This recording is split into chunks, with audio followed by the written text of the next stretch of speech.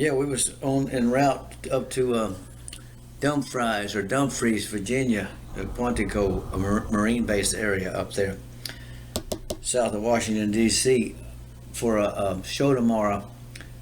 The Down South Jukin band out of Winchester, Virginia area was playing there. Invited me to come up, sell some books. I invited Jimmy Withers to go up there with me, and we're headed up there, and right back down the road there a little bit. By the time we come across the Florida-Georgia line, my car's got a couple of coil packs on it, 2 coils, called a coil pack, and one of them went out, and it's running on like 1.5 or 2 cylinders, and it's just, you can't drive it. And so I got a coil pack ordered. It won't come in till around 10 o'clock tomorrow whenever the truck comes in at Advanced Auto.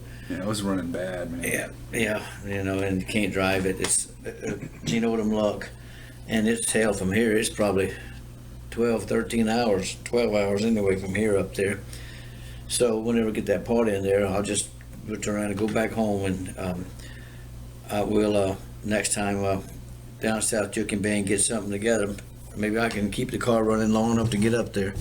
But it's got 2 coil packs, and about 2 weeks ago, one went out. The mechanic told me when he replaced it that with 260-something thousand miles, the other one would probably be going out for too long. And sure enough, it went out. So we're stranded up here in actually Kings Bay, right down the nuclear submarine base is right down the road. So we're just stranded up here on the way to Dumfries, Virginia. I don't know how you pronounce that, Dumfries or Dumfries, south of Washington, D.C., the Marine base there, Quantico. And we were headed up there to do a show, and broke down in Georgia. Sounded like a pickup truck in the backwoods of Georgia broke down. All right, what's next, Jimmy, on the list?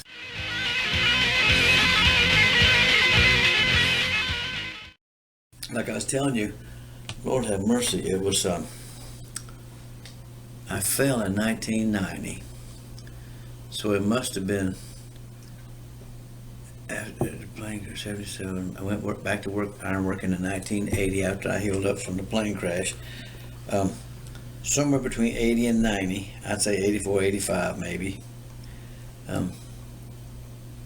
86, whatever, when they were building the submarine base. I worked up there for quite some time on the submarine base, straightening beams that would carry the overhead cranes through them buildings around in there to carry the nuclear warheads. 11 different contractors couldn't straighten them beams, and they contacted that Union Ironworker local.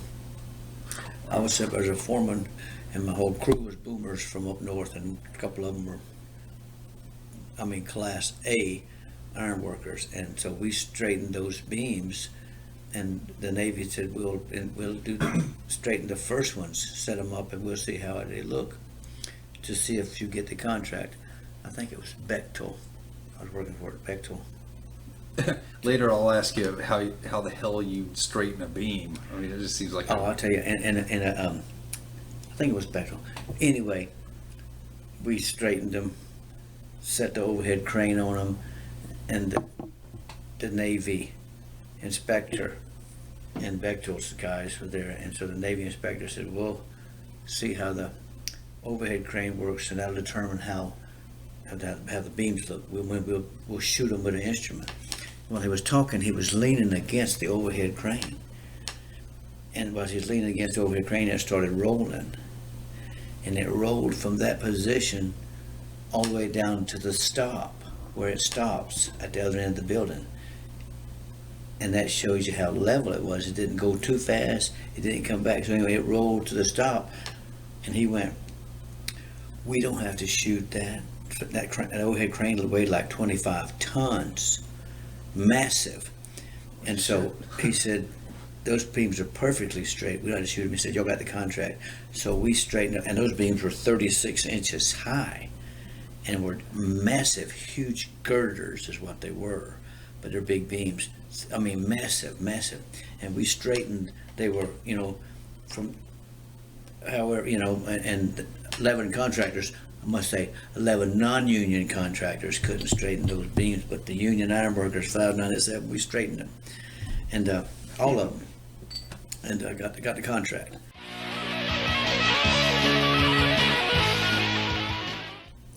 Well, 69. Everybody was getting drafted. They were drafting people from school, out the house, drafting them out the junkyard. You know, everybody was getting drafted, being sent to Vietnam. You know, because it was wide open. And so I had got married to my wife, my first wife, Brenda, in '67, because she moved away over to West Florida. And her dad went to work for Florida Caverns, and she moved away. And I went over to see her and visit her and realized that, you know, so I brought her back to Jacksonville and got married. We were 18, 17, 18. She was 18, 17, I was 18. Right. So, you know, if you were married, it put you down the list some. So, you know, I didn't get married to stay out of the draft. I got married because my girlfriend had moved away, and I brought her back. And so,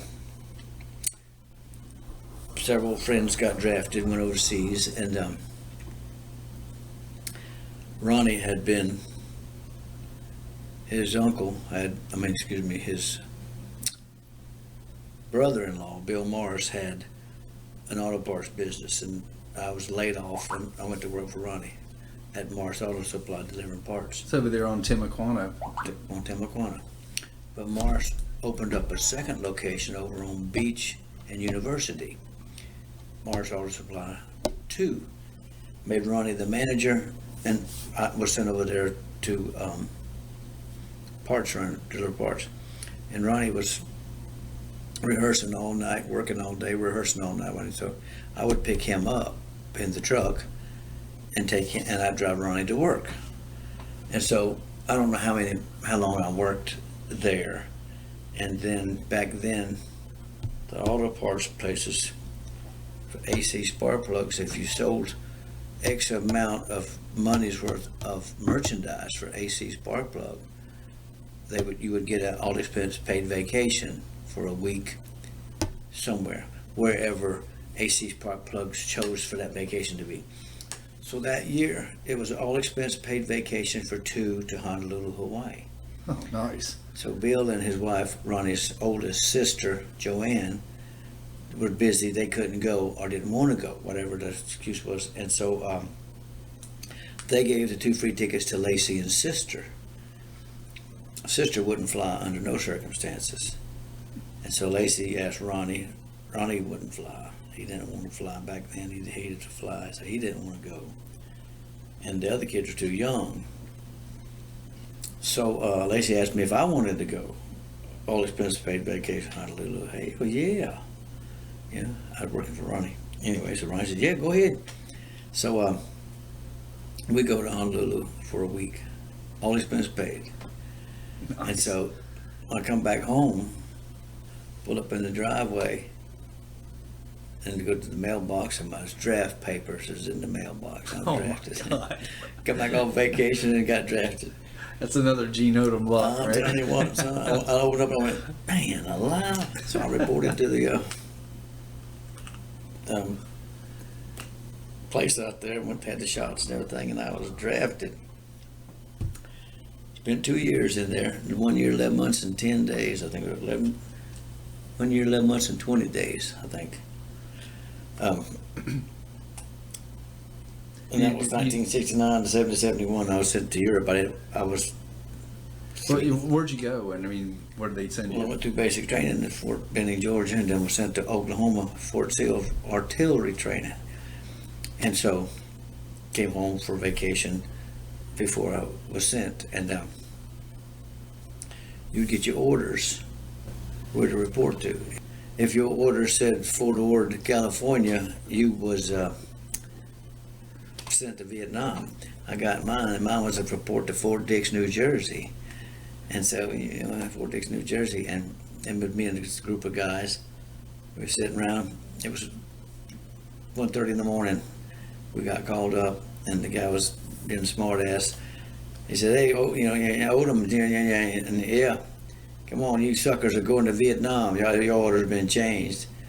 We all got, you know, what was his mother got, blah, blah, you know, and it got us in a group, got us up where we were going. We got we was boarding a C-130 transport plane on the back of it. He said, nah, you guys are going to Germany. Y'all going to Germany. And he handed us our orders and stuff, you know. And 2nd Battalion, 28th Field Artillery, Ansbach, Germany, where I was sent. He was looking through the paperwork when I got to Germany, and the OD was looking through that, and he said, man, you're 44C. I said, what? He said, you're secondary, and what's your 44C? That's a welder. I said, yeah, I'm a welder. I'm an iron worker. I welded for years. He said, our welder died yesterday. You'll be the new welder in service battalion. I'm the service officer. And I went, oh, I want that job. What did he die from? He said he OD'd on some kind of acid, orange acid. Whatever orange acid was back then, acid, you know. Yeah. Yeah, and he died. He overdosed. Funny story. I stayed a welder for quite some time. Went up in rank, and they come in one day to me and said, "Hey, we got a guy coming from Vietnam. He's going home on leave, but he's going to be stationed here, and he's going to take your job because he's a RA and you're a US." Meaning that RA, regular Army, he joined the Army and he took training to be a welder. I was drafted, so I was a US, meaning I was drafted for 2 years. So he have his priority, his rank, his RA would have rank a privilege over me because I'm a US, and he still got a year in the military. I said, no problem. I want Simpson's job. Simpson's rotating, going back home. I want his parts running job. It's okay when Walker gets here. You show Walker the ropes, teach Walker everything you need to know. He needs to know, and then you'll take Simpson's job, parts running. I did, but anyway. So when a couple of days after Walker got there, I was at my welding shop, and I was asking around, saying, "Where's Walker at?" A couple guys went, I said, "Where's Walker?" He said, "He's up in his room, Gene. He took some orange acid and he's out." Oh, and so I said, "I'm gonna go check on him." So I go up into the room and he's looking at the ceiling, you Oh my God. flipping out. Wow. And I said, and they said, don't let him get over it. You know, he didn't OD, but he was just how long it takes an orange acid to go through. So the next day I said, "Hey, how you like that orange acid?" He said, "Oh my God." He said, "I just can't believe it." He said, "I can't believe it." He said, "I'll never do none of that again. I'll never do it, never do it." So here's a sad story. 1970. He came back from Vietnam. Same guy? He went home on leave from Vietnam before he came to Germany. While he was home on leave, he had all that money and the combat pay and everything, so he had a sack full of money.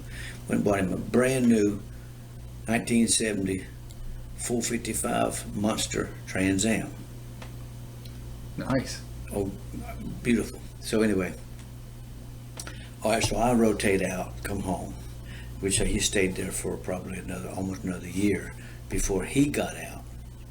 And there was a guy named Turley that was stationed there with me and him that were from the same county in West Virginia. They basically knew each other. And so years later, I contacted Turley. Me and Turley stayed good friends, and I asked him about, how's Walker? Have you seen Walker since he got out? He got out in 71. And he went, man, Gene, he said he got out and got in that damn Firebird hauling that, West Virginia. He said he was hauling ass, lost control, and hit some rocks and beside the mountain and killed himself. About a week after he got home. Vietnam, Germany, and then goes home and kills himself. And You'll go off that side of the mountain if you don't watch out. He'd been in the military for 3 years, and you lose all your driving if you're not driving. Wow. And he got in behind that car, and it was 455, probably 500 horsepower. Well, that was probably 300, had about 400 horsepower. And in West Virginia, and got killed. That broke my heart. All right, what's next on the agenda?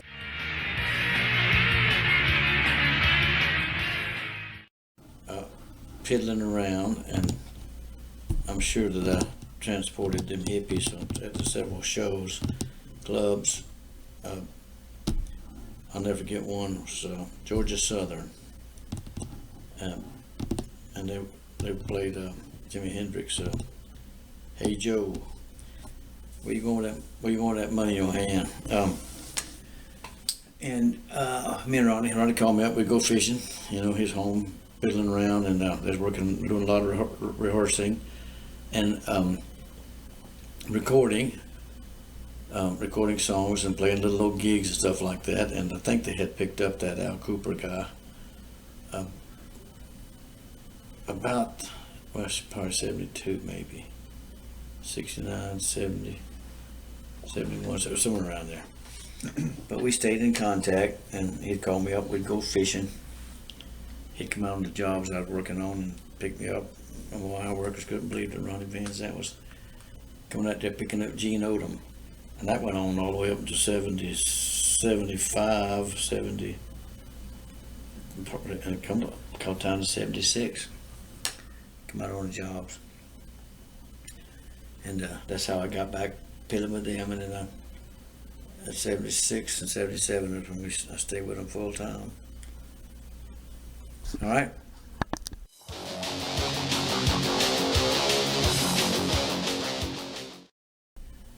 The gun. The gun. Okay. Yeah. We all see on a lot of footage of Ronnie, a camera, some shots of Ronnie, this guy holding a gun to Ronnie's head. Ooh. Here it is. And be careful, it's loaded. Yeah, no problem. No problem. Yeah. Okay. All right, getting back to this gun. Barry Fay was a promoter out in Denver, Colorado. And I wasn't there at this particular time.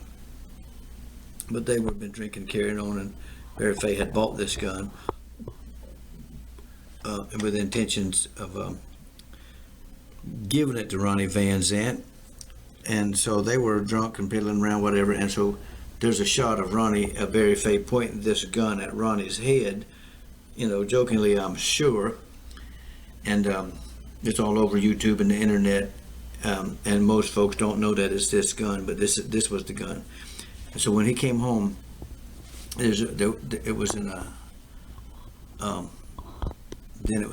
box, a wooden box, and it might have been inside this. But anyway, Ronnie had it for a while, and I was out there piddling around, and I looked at it, seen it, and so we went fishing one morning early, and McGurk's Creek. For y'all that don't know where McGurk's Creek is, McGurk's Creek runs from the Timaquana Bridge, parallel with NAS Jacksonville, crosses over under 295, and crosses Blanding Boulevard. That is actually the Duval County, Clay County line there.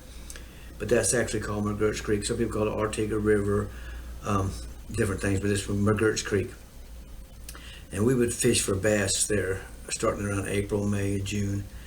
And a lot of times, water moccasins are breeding and bedding at that time, and they'll have a nest, babies in them bushes. And if you don't know it, if a water moccasin has babies nearby and you come by there in a boat piddling, that snake will come out there. If it's not in the tree, it will come out there in the water and run you off or try to get in the boat with you. So we would carry this pistol and carry a couple 22 slugs in it and carry some rat shot for shooting the snakes. So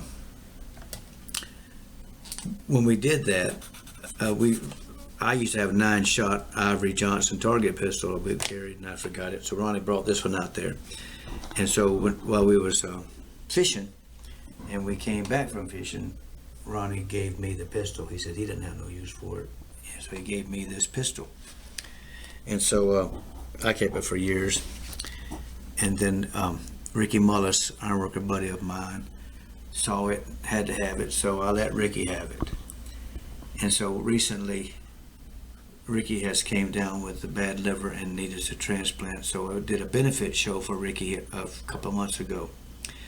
And so in order to get a little money together and to help with the cost of putting on the benefit show for Ricky, Ricky put this gun up, was going to put it up for auction or raffle at his benefit. But Jimmy Withers decided that he would rather have the gun than have it auctioned or raffled.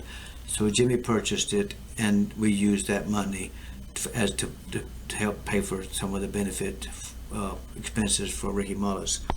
And this is the gun that you see in that shots on YouTube and Facebook of Barry Fay pointing this gun at Ronnie Van Zant's head, as a joke, of course, but this is the actual pistol.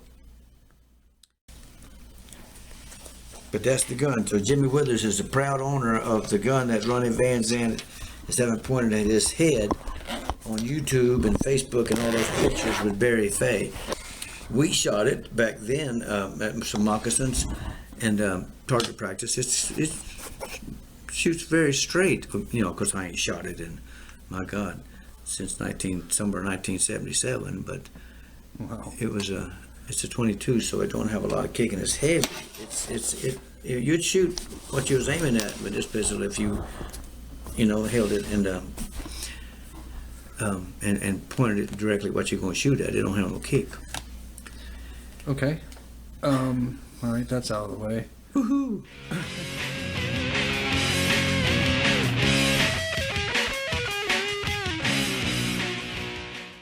I got 1 million of them. Well, let us have it. Well, man, I'm gonna give you 2 of them. Ronnie Van Zant was superstitious. Like black cats stepping across his fishing pole in the boat or on the dock or on the land, and things would scare him. He was very, very shaky and scary from being superstitious. And Jaws, I could scare him by saying, "There's Jaws." Jaws was that big old 13-foot gator that was behind his house back in 77. So we went jigger fishing. He wanted to go jigger fishing, but he wanted to go on his lake, Doctor's Lake, behind his house. That way we wouldn't have to go driving around at nighttime someplace else, because he didn't like that nighttime stuff. You could scare that boy to death easy. So behind his house, he would feel back close to home, I guess, or whatever. What'd you do? Just like, there's. No. So jigger fishing is you use a heavy cane pole, short line, and then you have you make your own plug or bait. Are we still live? Yeah. You See it make in a wide shot so I can see your hands. like a jig. You make your own bait to make noise. And I had back then it was called a Go Devil, and it had a spinner on it, big hook and black thing, and then you put a trailer on it, and you make it whatever. And so to jigger fish, it's pitch black. You're up against the bank or the grass or whatever, so the water's kind of deep, and with that pole, you got an electric motor or somebody rowing you quiet or paddling you, so you're moving. And you take the end of that pole with that bait behind you, and you tap the water. You hit that water, and that causes the fish reaction to see that splash, splash, splash, splash, splash, and then behind it that bait's trailing, and that's what they go for. I mean, Really? You don't catch no small bass. I'm talking you catch big bass. Oh, wow, no Or shit. you lose big bass, 10, 12, 14, 15, 16, 18 pounders. Wow. And when they hit that thing, they take that whole pole, scare you to death. And he would, if he got a strike, he'd miss it because he would snatch and jerk. I said, you got to, and he, anyway, so he'd do that a couple times. And mullet is all out there in that time of the year, coming from the ocean, and he was out there. I said, "There's Jaws." He went, man, it scared the piss out of him. because he thought Jaws was up there, you know. And Jaws so- the crocodile or gator. the big gator, you know. And so he'd calm down a little bit, you know. And I said, boy, guys, there's Jaws again. And I swear, about the time I said there's Jaws again, a mullet jumped out of the water. He had a mullet jump and come right across the batter boat and hit him in the stomach. Oh my God, he jumped up screaming. Ah, it just freaked him. I'm talking about scared the piss out of him, scared him to death. And so then he realized it was a mullet. He stomped that mullet, he stomped it and stomped it. And I was going, man alive, what are you doing? Man, I can't. Man. And then he'd throw that mullet underwater, you know. I mean, God, you kill that poor old mullet. So I scared him to death. That's it. Let's go. We're done. If I had any money, I'd give $1 billion to see that expression on his face. Mullet. And I said, "There's Jaws," and that mullet come right out of the water. And Johnny scared him to death. Son, I'm telling you, mess up. Oh my God. You said you had a couple. Yeah, and the other one is he always wanted a trophy bass. Since we were 11, 12, 13, 14, 15, 16, 17, 29 years old, we fished for bass, largemouth bass, black bass. And he never got a big one. And so he always wanted an old truck, and he wanted a big old trophy bass before he died. He got the old pickup truck, 55. And so it was May 77. Man, let's go fishing. Let's go Lake Delancey. All right, I'll come pick you up.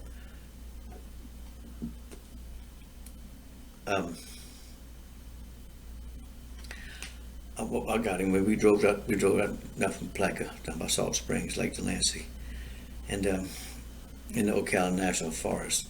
So we got pizza's giving me gas.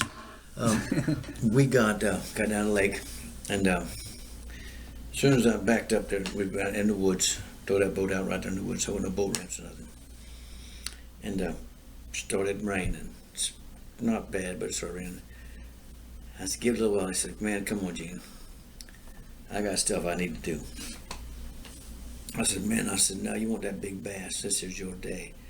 He said, no, man, he's looking at it raining. He said, let's just give it up and go home and do it again tomorrow. I said, man, this is your day. And he kind of get perturbed, you know. He says, man, look here, it's raining. Let's go on home. And take me home. I got stuff I can do. It's going to rain. I said, you know, those old Florida storms just blow by in a minute or two. I ain't no sooner said that, and it stopped. Just like that. The plug was pulled on him. And I said, look, see, it stopped raining. He says, well, I said, come on, man, it stopped. It's done blowed by. You know how it is.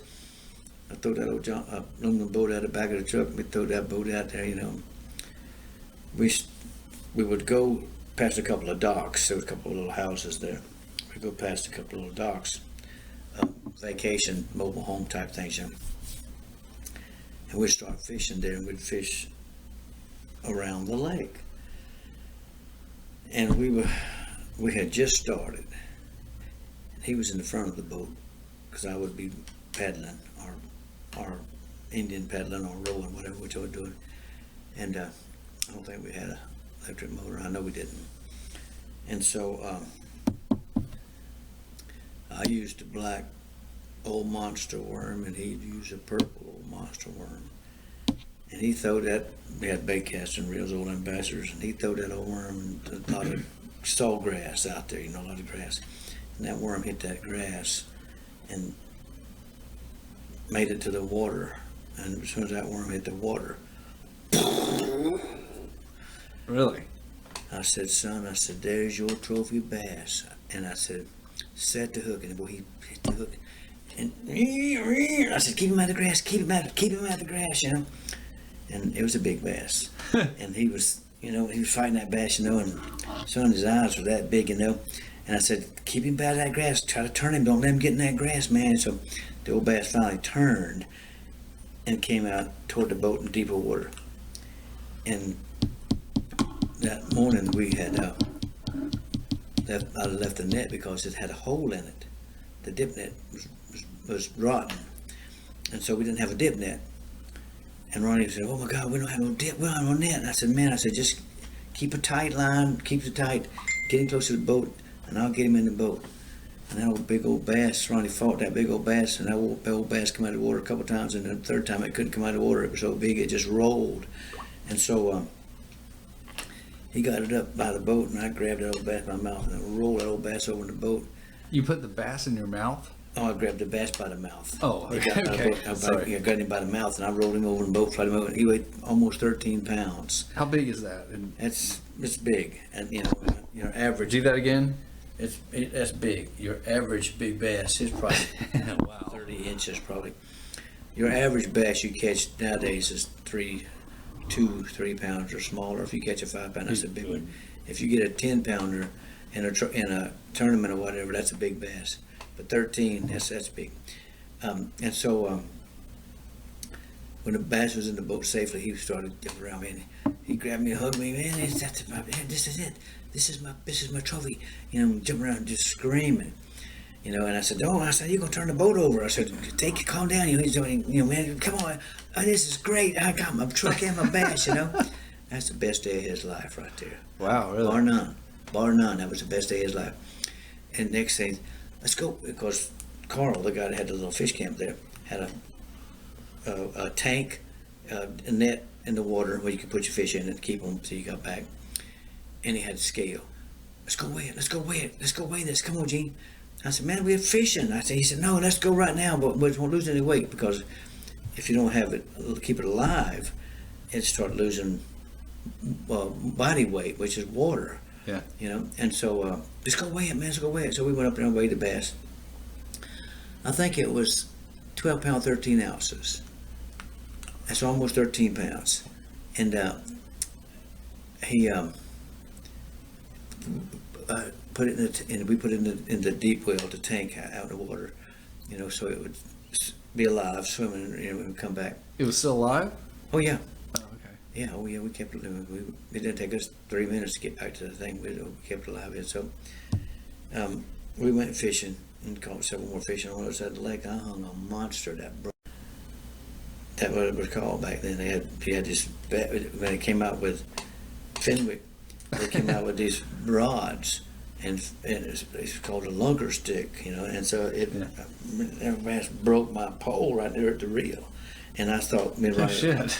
and I went, "God, can you believe that, man? Can you believe that?" And the bass was still on the line, and I had the end with the reel, and old bass went, I'm getting, and he pulled off. That was a big bass. Was it the same day? Same day. Oh, wow. When Ronnie had his big bass. So Okay.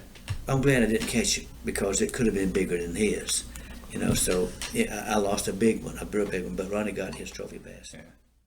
I think he got the bass back right before he died from the taxidermy, Oh, really? because we carried it to the taxidermy, and I taxidermied 3 of mine. You don't do that. You wouldn't do that now, because it's not hip to do that. You're catch and release now.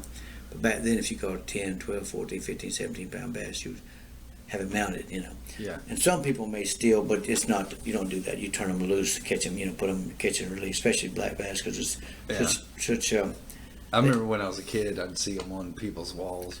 yeah, stuff like they even that. put out the state of Florida even puts out a brochure every year stating the fact that you can only catch 5 or 3. If you're in a tournament, they have to be over a foot long, catch and release. And if you catch them privately, they ask you to catch and release, because they're a tournament bass. It's a money-making sport, and they want you to release the big ones and release all the bass, because of the population is not like it used to be. Oh, wow. Yeah, not like it. Back in the 30s and 40s, they were just monster bass everywhere. In the 50s, in the early 60s, but it's difficult to catch a big one like that nowadays. But I know where some are at. I wouldn't tell nobody, but I know where some monsters are at.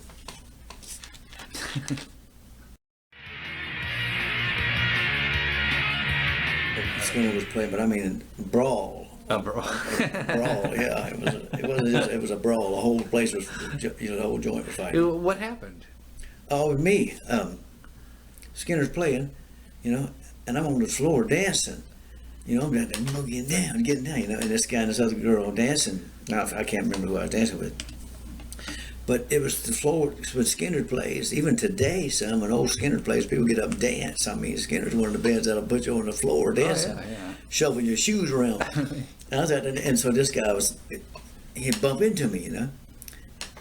And so after a couple of bumps, it wasn't an accident.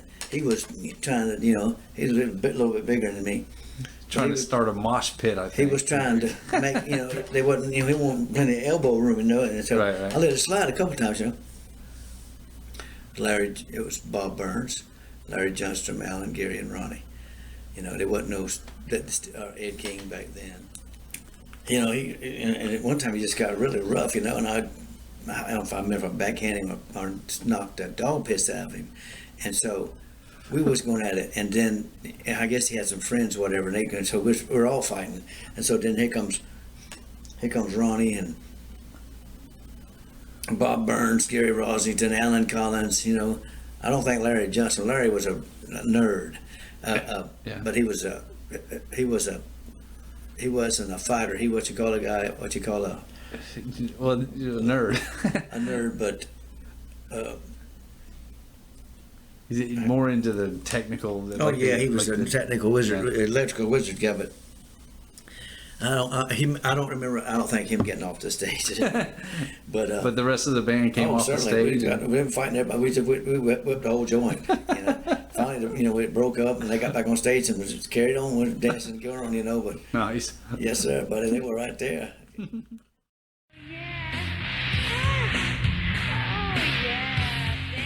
There was a house there, and we had cut the grass a couple times or whatever, you know, and did little hilly stuff, but we didn't pay attention to it. It never was inside.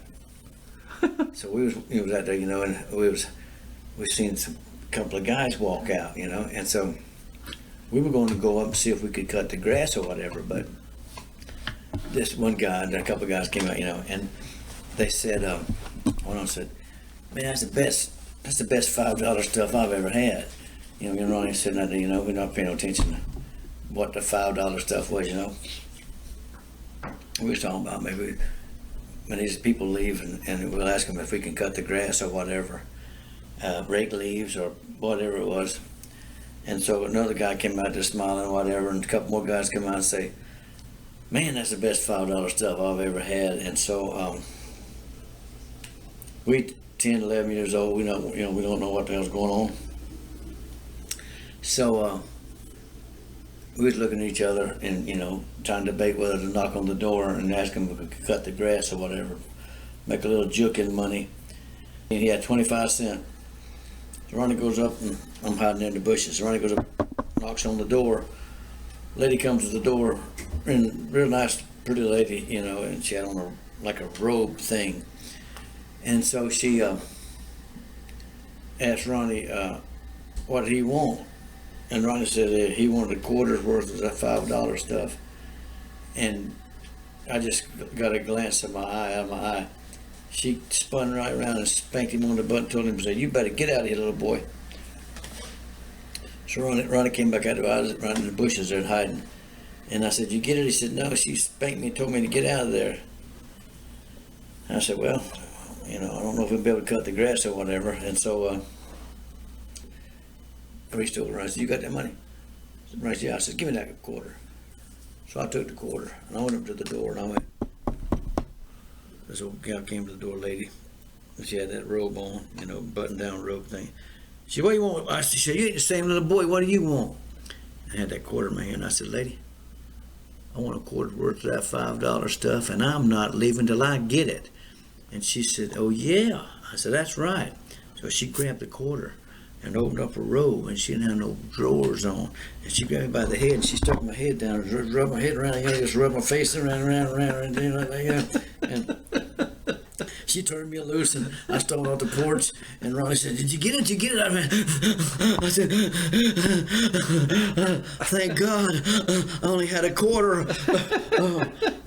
Ronnie says, "Oh my God." I said, "Thank God I only had a quarter. Thank God I only had a quarter."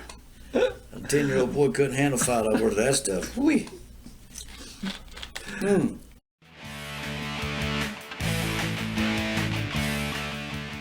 every year we would go, every hunting season we would go out to on the Santa Fe River in Gilchrist County, out southwest of Lake City.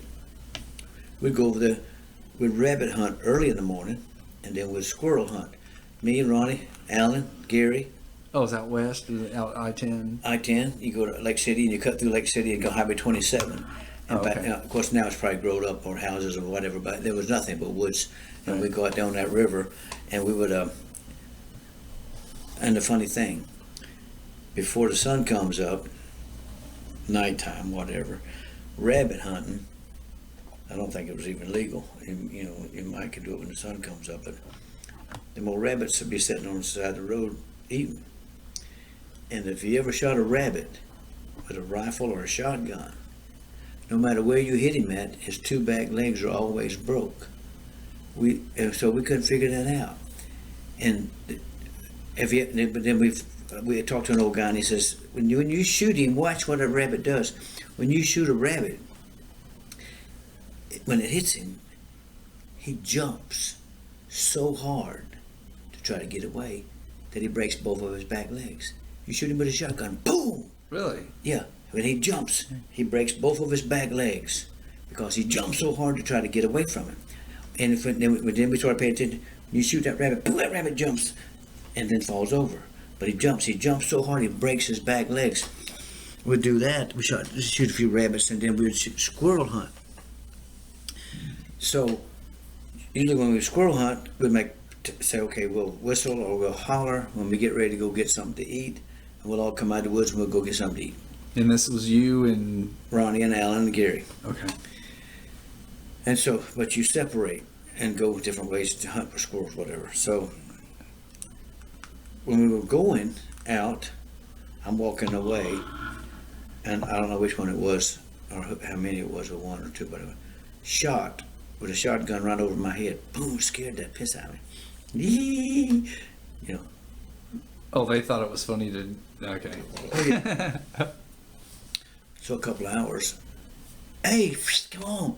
We're going to get something to eat. Come on. And I'd hear one of them come back. Okay, I'm on the way. I'm coming.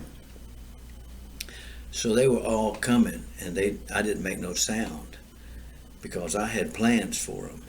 I didn't want, and so they, come on, Gene, we're going to get something to eat. You better come on. And as this whole time, I'm flanking them. I had come up behind them. I'm flanking them. So I get on right in front of them. They were coming. I was on their left side, and so they didn't see me. I was camouflaged, and so they were, Gene, we're leaving, man. And I had 22 rifle, about 17 shells. I shoot, bam, bam, bam, bam, bam, bam, bam, bam. I shot on her feet over their head, bam. And Alan Collins was smart. He hit the ground. He just hit the deck. Gary took off running, hollering, and Ronnie was, hey, it's us, man. Hey, there's people up here. There's people up here. We're hunters. Quit shooting. I come out of the bushes and I went, hey, remember that whoever shot old man this morning? And they said, man, you shot me, yeah.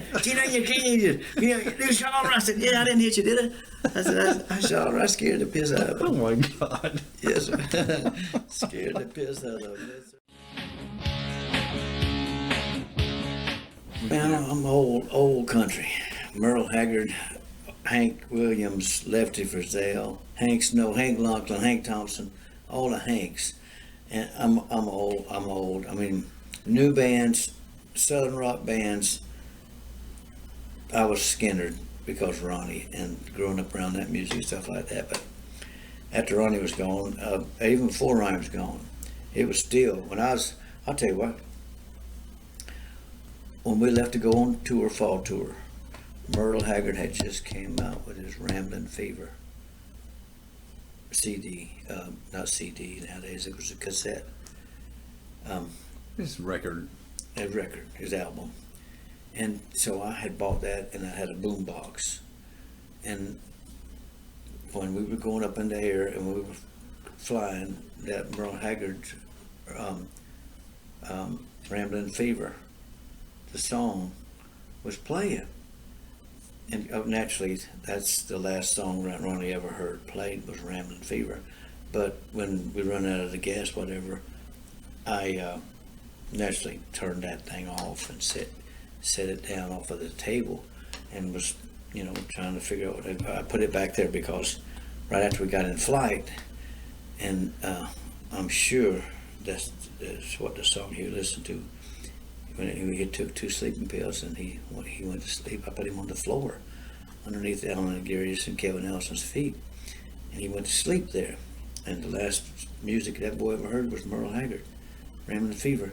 And the boombox was on there, and of course it wouldn't have been tied down, so when the plane crashed, that boombox went flying, and of course everything else went flying, bags and their personal bags and stuff that they had on them, and the girls would have cassette players, and there was a guitar or 2 on there probably, and normally your crew and your lighting crew and sound crew would ride on a bus, and a band would ride on a bus. But since Skynyrd had the plane and there was enough seats on there, and Eckerman could put his sound crew on there, and the lighting crew, his own company, and the sound crew with Showco, put them on there. Which would be cost effective for Cost the band. effective, and they would be there for showtime, and it could do more shows with a plane than you could ride on a bus.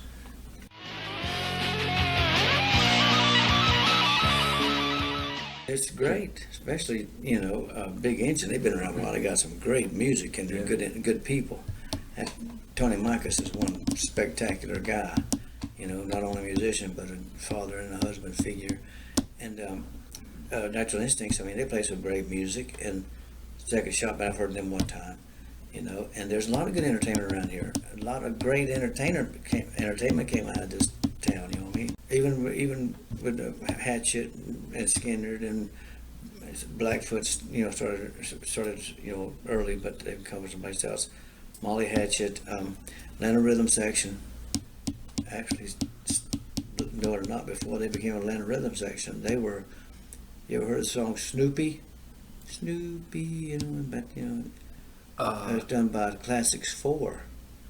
The Classics 4 was Robert Nix, the drummer for Atlanta Rhythm Section, and the other guy, the bass player. That was the Classics 4, even way before there was ever a Atlanta Rhythm Section. Jacksonville has spit out a lot of good entertainment. It's still spitting some out. I have to agree. And the Limp Bizkit come from Jacksonville. Rapper stuff, and I'm not certainly not into that rap stuff, but I mean, there's a lot of entertainment that came out of Jacksonville.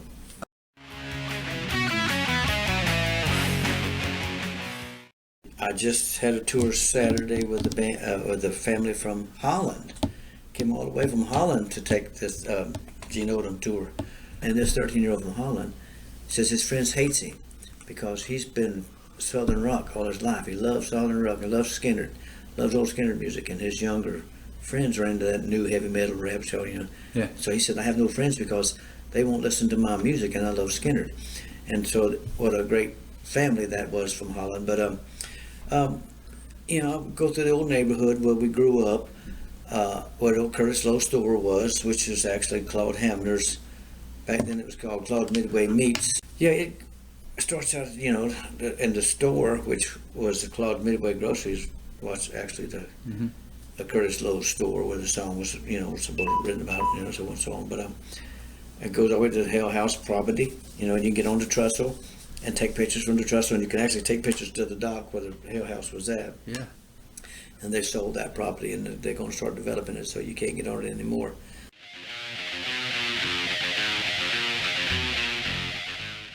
He had a Corvair. They bought him a Corvair, but he was only 15 years old. And back then you had to be 16 to get your driver's license. So Sister Lacey went down to Vital Statistics. This is against the law. And said my son Ronald Wayne Van Zant was born January the 15th, 1948. We need a birth certificate for him. So naturally they gave him a birth certificate. Ronnie was born January the 15th, 1949. But, but they don't know, but yeah. so he could get his driver license.